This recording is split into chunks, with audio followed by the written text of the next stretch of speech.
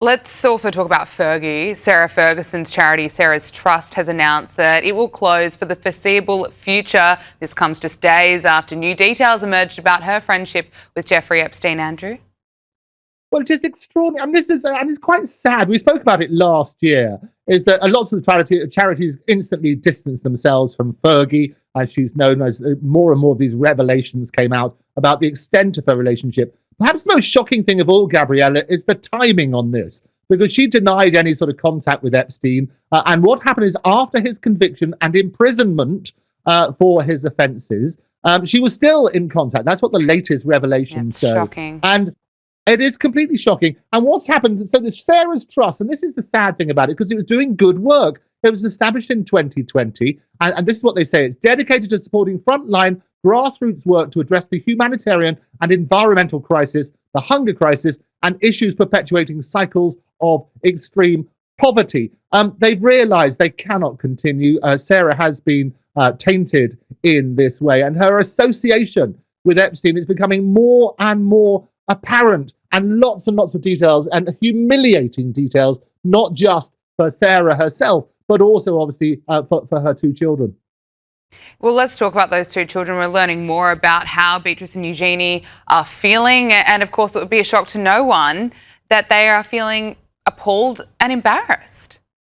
Well, they're actually aghast, appalled, and embarrassed about what's emerged. Now, it's always embarrassing when your parents do terrible things, but in the circumstances, it is even worse. And it's not just what's being revealed about the extent of Andrew's relationship, and also those terrible pictures which are shown with Andrew on all fours next to a female on the ground, and various other things. The context of that, we're not entirely sure, but clearly it's not an image that you would want published everywhere. But also, you've got the plunged further humiliation about embarrassing details about Sarah herself. And in one of her ones, she talks about, the brother I've always wished for. She was praising him and that sort of side, having denied any sort of contact. She was basically, and also in complete humiliation for Eugenie. She says she's waiting for her youngest daughter to return from a shagging weekend. Now, how humiliating is that? Not just your parents talking about that sort of side, but also in the context of the relationship with Jeffrey Epstein. So actually, my thoughts go out to Princess Beatrice and Eugenie. They've grown up with this. And if anybody was hoping they would escape any further scrutiny, they were sadly wrong. And that scrutiny will continue, I predict, for some time to come. Look, before we move on from the Epstein fallout, police in the UK announced a criminal investigation into Britain's former ambassador to the US, Peter Mandelson. Following this release of more and more Epstein files, Metropolitan Police said that they've received a number of reports into alleged misconduct in public office, including a referral from the UK government. What more can you tell us about this? Well, this is, again, a complete scandal. Peter Mandelson is now Peter Scandalson, is what I would say, is that the more and more of these revelations coming out. Again, there are some horrendous images being circulated, including him in his underpants with somebody else in Epstein's presence, and also his relationship with Epstein. He says he can't remember receiving a $75,000 finance from that sort of side. But the biggest problem about this, as you say, is the criminal investigation following the claims that he passed on market-sensitive information to Jeffrey Epstein.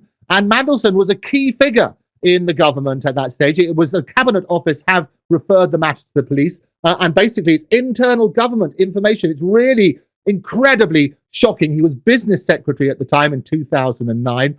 He's said, and it's all happened in the last few hours, it's been dominating the news over here in the UK. He's stepping down from the House of Lords, the Lord Speaker says. On Sunday, he reiterated his regret for ever having known Epstein and for continuing his association following Epstein's conviction. As I say, that's where the timing is key.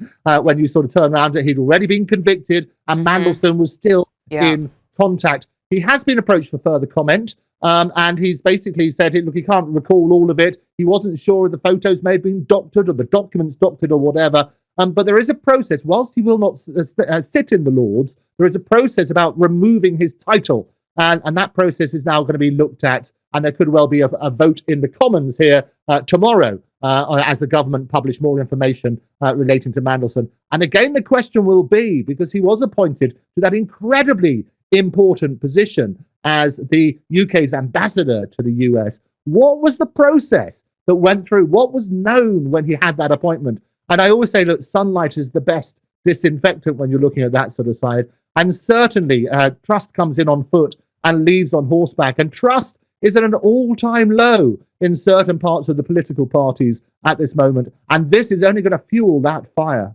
Let's move on from the Epstein files now and on to other royal news. Princess Catherine is reportedly earning her nickname as Sporty Spice Princess during a recent visit to the Wakefield Trinity Rugby Club.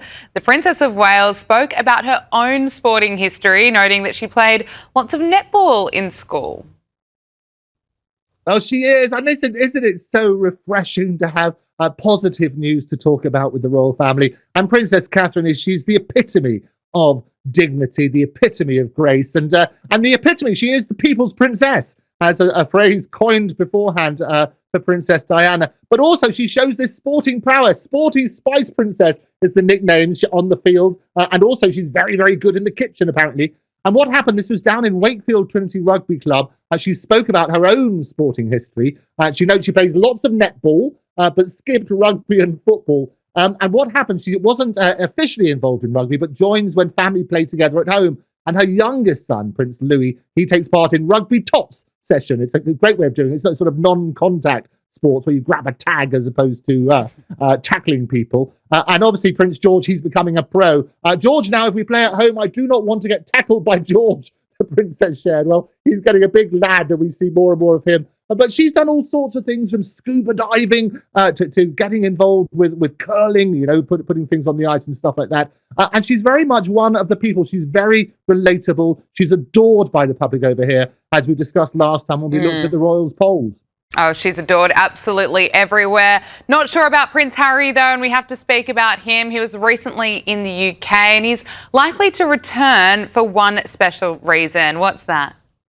Well, this is all to do, and this is the good thing that Harry does, is he was over here very recently, and we talked about this last time, for the ongoing court case that he has about access to what he alleges is private information for generating stories. This particular one is he's basically coming back for the Invictus Games, the 1-year countdown.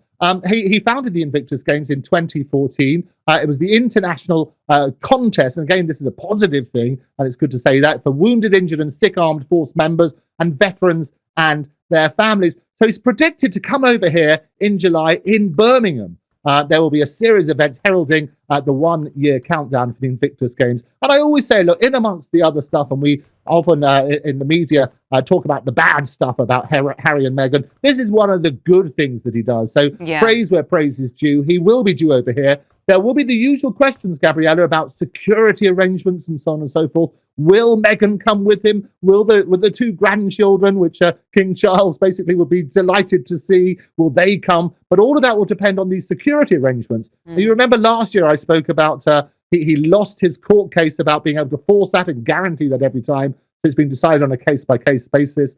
They will determine over the next few weeks, and there'll be further announcements, I'm sure. We'll bring that to you right here on the Brilliant Power Hour when we can. Yes, you will. Now, sticking with Meghan Markle, apparently Netflix staff are helping themselves to free as ever products, including jam. Those are reports out of Page 6. But also, Meghan's launching a new product just in time for Valentine's Day. And Andrew Eborn, I know you're going to be trying them out for us.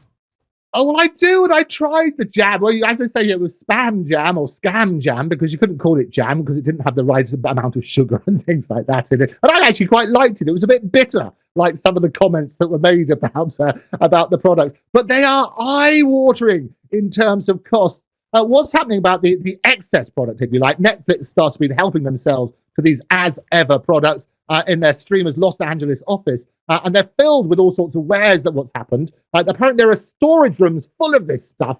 And some people are walking out with them with these wonderful flower petals and so on and so forth. And I was looking at the figures about how many were actually involved. I mean, thousands and thousands of these products. Apparently, this were meant always as gifts and for promotional purposes, which is what happened. But I was looking at the website today, the As Ever, And we've got Valentine's Day. I know you're all saving up, and I will act surprised when my gifts arrive in the post. But what happens? I was looking at the As Ever products. Here we are. And they have something called the Valentine's Edit. I'll read it to you quickly. It's a limited edition Valentine's bundle, brings together some of our most beloved offerings alongside a brand new chocolate collaboration curated to be savoured slowly and shared generously. From morning tea to candlelight evenings, each piece is designed to turn everyday moments into something memorable. And for that, you get some chocolate bar collective, crafted exclusively for As Ever, and wrapped in botanical design made for gifting.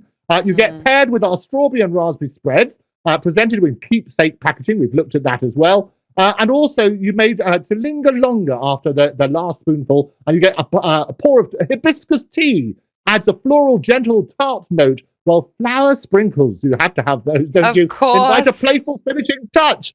We mustn't forget those flower sprinkles. Now, how much would you say for that wonderful Valentine's edit? How much would you pay for that, Gabriella? How much is it? Am I going to be shocked? Well, it's an eye-watering. You've got to love somebody a lot for this. It's an eye-watering $185. For chocolate?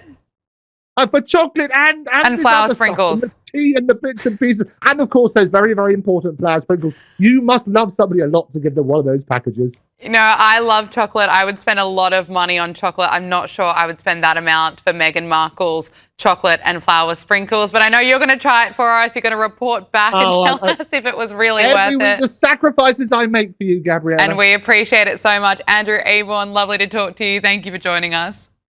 A joy as always. See you next week.